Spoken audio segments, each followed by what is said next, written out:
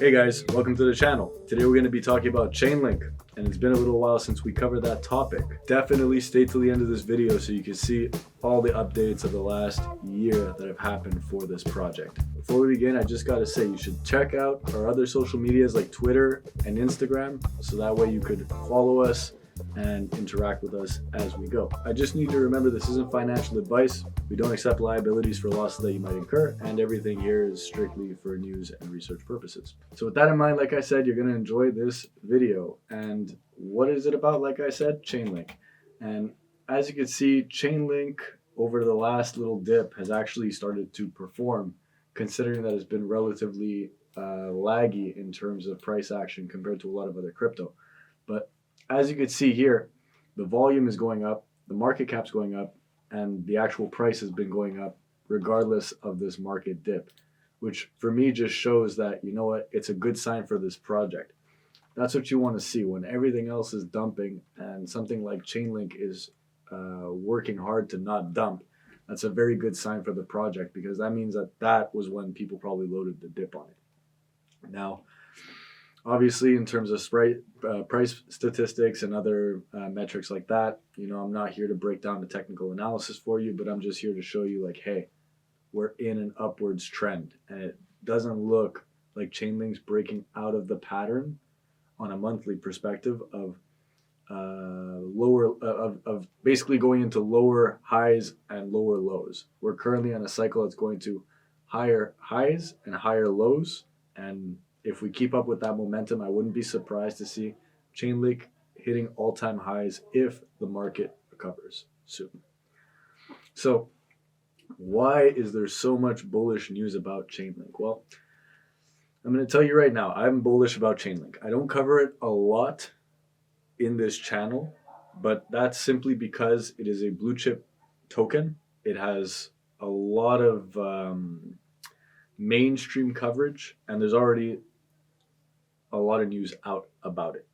So for me, the way I see it is, for a coin like this, instead of me keeping up to date with the news as it's coming out, I'd rather give one full proper report at a time. So last year I gave you the main one, and now I'm going to give you the follow-up, and I'm going to tell you some of the reasons why Chainlink is moving up and why it's going to probably continue to move up as time passes. So the first one that's extremely important is this, OCR. OCR is off-chain reporting. And basically the whole concept of off-chain reporting is this. It's the ability to take information that is off the blockchain and being able to report it onto a blockchain. So the main issue with blockchain as it stands and as it has always been for the last little while is that we have issues getting information onto it, because it's all basically done not manually but semi-manually. But Chainlink, with off-chain reporting, plans on using oracles to be able to take information that's off the blockchain and start getting it onto the blockchain. And this is going to be something that's extremely valuable for, let's say, price feeds. So when you're using price feeds in a stock market, things like oracles are going to be extremely valuable, and it's going to reduce the operating costs by up to 90% when you're basically bringing in this new data. And that's pretty big. And that's something that's a real world application. It's an immediate benefit to DeFi, and and its users will be like, they'll be able to have 10 times of an increase in the amount of real world data that they can have available in a smart contract application. So you can see here that the amount of smart contracts being used in the Chainlink ecosystem just in the last year, look at this. It's went from roughly about, or like a little bit more than last year, let's say from this point, you know what I mean? Look at this, it's double. So it went from roughly about 20,000 to almost 45, like in that spread. And that's quite a lot of extra smart contract applications considering. So it's almost as if to say the network has doubled from 2020 till now. And that's definitely a good sign. Some of the other benefits of OCR, is it allows increased decentralization of Oracle networks, a higher frequency of on-chain Oracle updates, cost-efficient onboarding of new nodes, reduced on-chain network congestion, and reduced Oracle network latency. So more or less, it's just going to allow the entire network to operate more efficiently, and it's going to allow for more trust in an off-chain application. So that's definitely something, as well as having more advanced smart contract applications, because you're able to take all that extra data in, right? So I figured this was definitely something that you guys should see. One of the next things that I wanted you guys to look at was this: the Grayscale Chainlink Trust. So right now they have 8.5 million, 8.5 million in Link under management. So assets under management, Grayscale has 8.5 million in Link.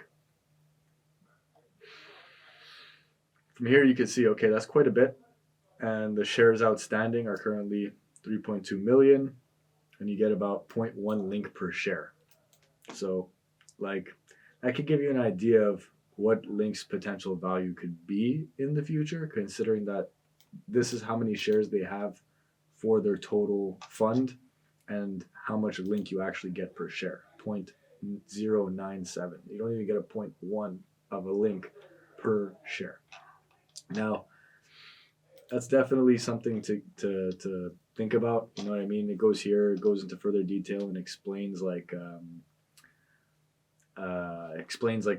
basically the value of it, and it says here that it's roughly about $2.66 per share of the Grayscale Chainlink Trust. So for the people that actually want to get exposure to Chainlink without holding it, you will be buying it at $2.66 a share, and you get a little bit less than 0.1 of a Link. So, I mean, that's relatively close to the actual Link value, maybe at a slight premium. And up to date, it's up 36%. So, I guess even if you bought the trust, you probably did okay. The other thing too that I wanted to mention, right, is they included basically Chainlink as part of its like large cap fund, right? So it's definitely going to become a bigger part of Grayscale with other cryptocurrencies that become more blue chip. And one of the things that I've noticed about Grayscale is that they only invest in blue chip kind of cryptocurrencies, like the ones that are considered the most stable. Now, here's another thing too that was interesting, was that Cardano plans on integrating Chainlink oracles for real-time market data. So that means that Cardano has decided that Chainlink is probably the best option to include oracles into their network. And for people that are bullish on Cardano, I guess this could be just as much of a reason to be potentially bullish on Chainlink, right?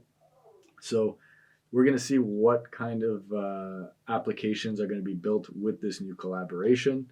It's definitely interesting because a lot of people, or at least a lot of projects I've come to see, always end up choosing to integrate Chainlink's oracles. So that's one of the beauties of having a first mover advantage. Next thing too that I wanted to mention was that the former Google CEO is now a strategic advisor for Chainlink Labs. So, I mean, that's definitely something. His name's Eric Schmidt, right? So he was an chief executive officer of Google until 2011. Then he later served as an executive chair at the same tech company, Google, and then its parent firm, Alphabet. So now he's joining Chainlink and being one of their strategic advisors. I mean, you could look at it like from a perspective of if he was a chief executive officer of Google, he probably has enough credentials to work not only with Chainlinks, but to be able to be its strategic advisor and move the company forward. So that's just my personal opinion on that. Next thing is Chainlink 2.0 and the future of decentralized Oracle networks. So Chainlink is getting ready to go into the 2.0 phase, right? And it's coming up with like basically advancements / upgrades to basically empower the next generation of smart contract applications. And what they're trying to do is hybrid smart contracts, which augment the capabilities of smart contracts by securely composing on-chain and off-chain computing resources into hybrid smart contracts. So that's what they're trying to add to the smart contract space, which is going to be huge because you'll be able to take things off the chain and put it on, and then increase the capabilities of a smart contract. Next, by having these, basically by having these next level decentralized Oracle networks, they'll be able to achieve better latency and throughputs required for high performance blockchains, layer 2 solutions, and Web 2 systems. So it's going to allow the system to scale better. Next, it's going to be abstracting away complexity. So present developers and users with simple functionality that eliminates the need for familiarity with complex underlying protocols and system boundaries. So they're going to simplify a lot of complex aspects of creating smart contracts and or oracles. Next is confidentiality. So they're going to catalyze high integrity systems that combine blockchain's innate transparency with a strong confidentiality protections for sensitive data and computations. So basically what they're saying is while they're going to maintain transparency, there's going to be certain things that are going to have strong confidentiality and security to protect certain data. They plan on adding strong confidentiality protections for this sensitive data and computational actions, which is going to allow, obviously, for the network to run more securely while being transparent.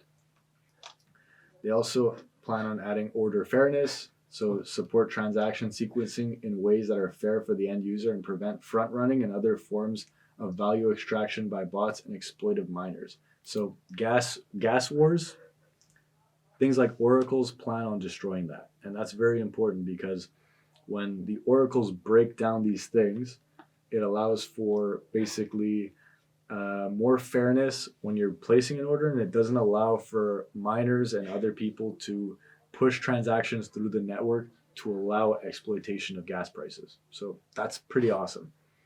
Something that Ethereum needs to do, and we'll get into that in a minute. Trust minimization, it creates a trustworthy layer of support for smart contracts and other Oracle dependent systems by means of decentralization, cryptographic guarantees, and guardrails. So by upgrading the system, you could basically trust in the network more, which means that it's minimizing how much trust you actually need, which is pretty cool. Then crypto economic security, this ensures nodes in decentralized Oracle networks have strong economic incentives to behave reliably and correctly, even in the face of well-resourced adversaries. So basically the point is by having these systems set in place, it's going to be much more difficult to basically attack the network, even if the person has a lot of resources at their disposal. So that's definitely something that is valuable, especially considering that crypto and blockchain, one of the main issues is that security could be compromised. So that's important. And it says here, even like Chainlink decentralized services, I'm just going to go over a few of them because it is a really good graph, and I'm going to leave a lot of these things available to you guys in the sources. You can see here, highly validated data, things like CoinGecko, Binance, like these things that track prices, that's something that an Oracle will be used for. Proof of reserves, like of Bitcoin and gold and housing for trusts and mutual funds, this is something that would protect that. Insurance data, which is going to keep everything basically fair, that's something that it would cover. On-chain data marketplaces, you know what I mean? That's another thing. Verifiable randomness. This is something that a lot of people wouldn't understand, but this is used for gaming and for, like, let's say gaming and gambling. That's the two things. So it's like for gambling, it's like you roll a dice and it would be like a statistical average similar to actually rolling a dice. Or if, let's say hypothetically, if you played World of Warcraft, I know I did when I was young, like the chances of dropping something legendary are much smaller than dropping something common. So that's what verifiable randomness is. It's like a statistical occurrence that allows for, I guess, complete randomness on those kinds of, moments or actions within a game or gambling, so to speak. Keeper / maintenance bots, so things that just maintain the network off chain. That's something that is going to be improving. Expanded computation. Basically, the whole concept is probably just expanding computational efficiency or possibilities. From there too, it explains like things in the network, DeFi contracts and CeFi contracts. So if you don't know what DeFi is, decentralized finance, and CeFi, centralized finance, That's another thing oracles could be used for. It could be used for wrapped assets, which is basically just wrapping Bitcoin or Ethereum so that it can have lower gas fees and more efficiency moving. Things like insurance contracts, new types of smart contracts, so new applications for it, gaming contracts, DeFi contracts, twice. These are two different groups that are being affected by that. And like you see right here, right? This is a whole other part. It's global finance industry, global assets management, global insurance industry, thousands of additional use cases, and global demand for off-chain computation. And you can see here, look at all these people. You got crypto.com, HBAR, Algorand, Harmony, Kava. You have Plasma, Akala, Polygon, Cosmos, Avalanche, Terra, Solana, Polkadot, Binance, Bitcoin, and Ethereum. These are all things that Oracles and Chainlink is going to be integrated into. So definitely a mouthful. This is why I cover Chainlink, once every amount of time, once every few months or once a year, for example, because there's a lot. It's a blue chip. It's moving very, very quickly, and it's doing so behind the scenes, and it's doing it with a lot of big partners. So that's why I'm here to cover all this shit.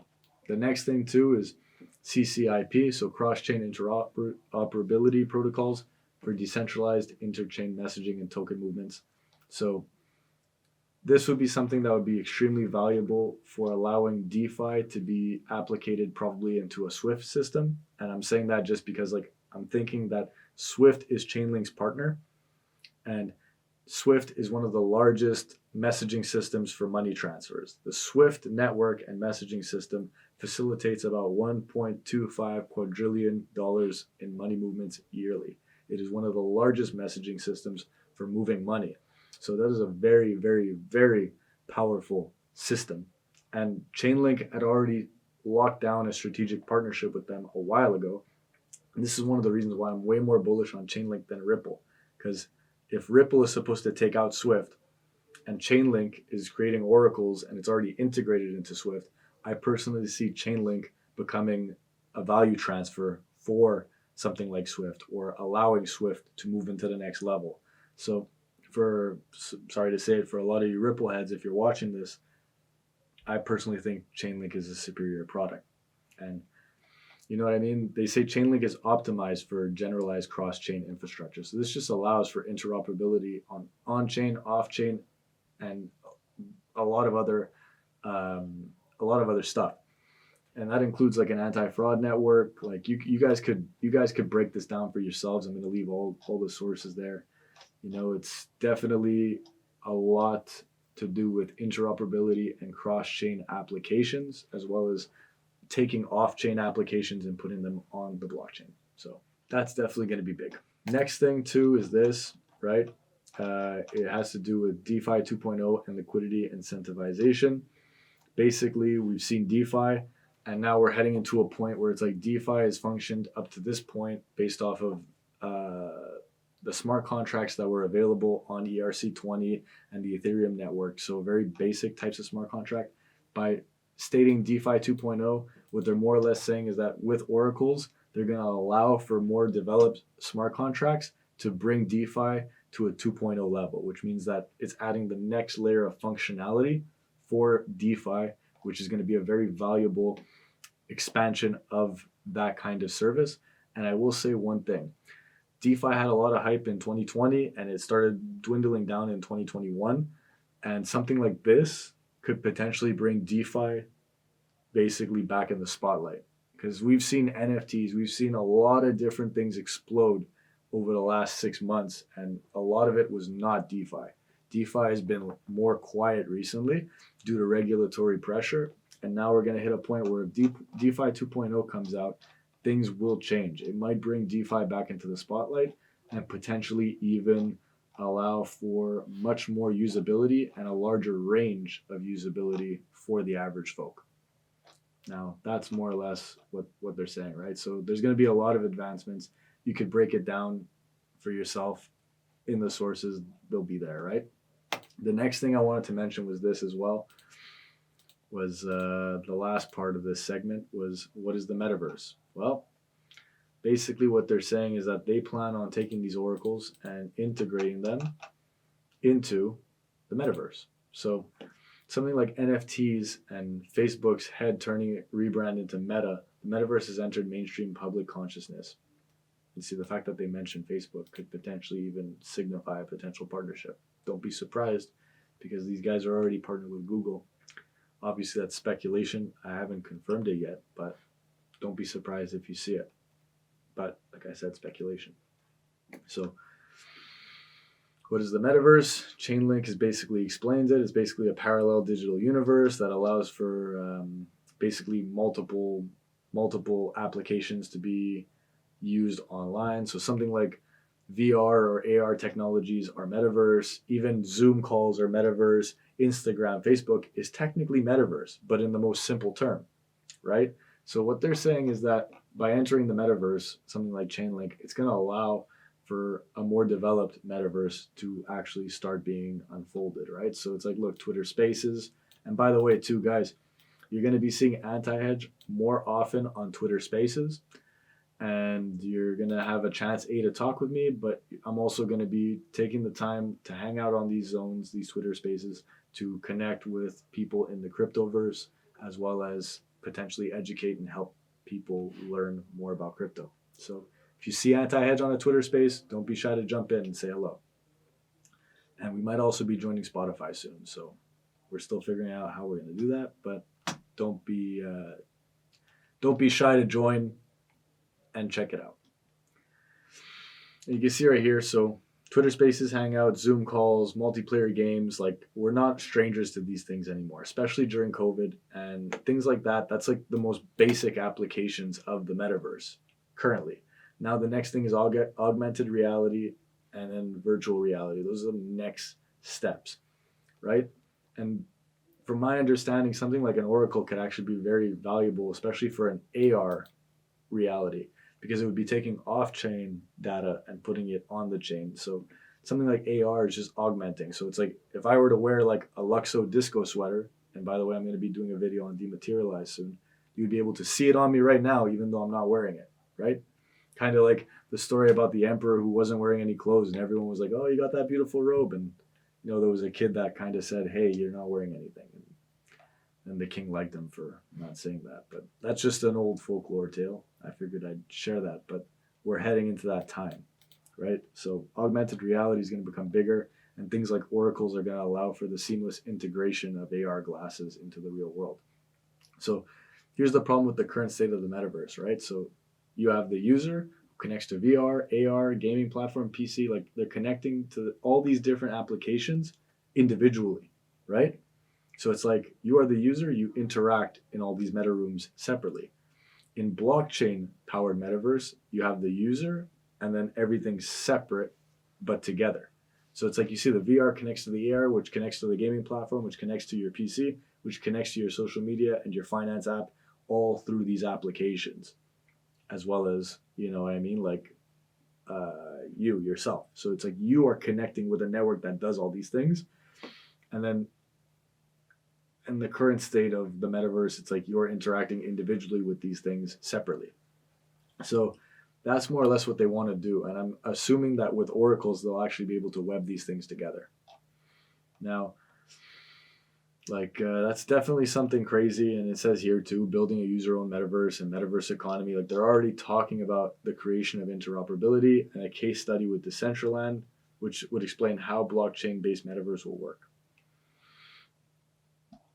So it's to my understanding that things like Ethereum, EVM, so Ethereum virtual machine, is going to become, you know, a literal virtual land. And Ethereum will be like the internet that hosts this land. That's why Web 0.3 is out. So it's like we had the first layer of the internet, which was like the first thing where it was just like the internet.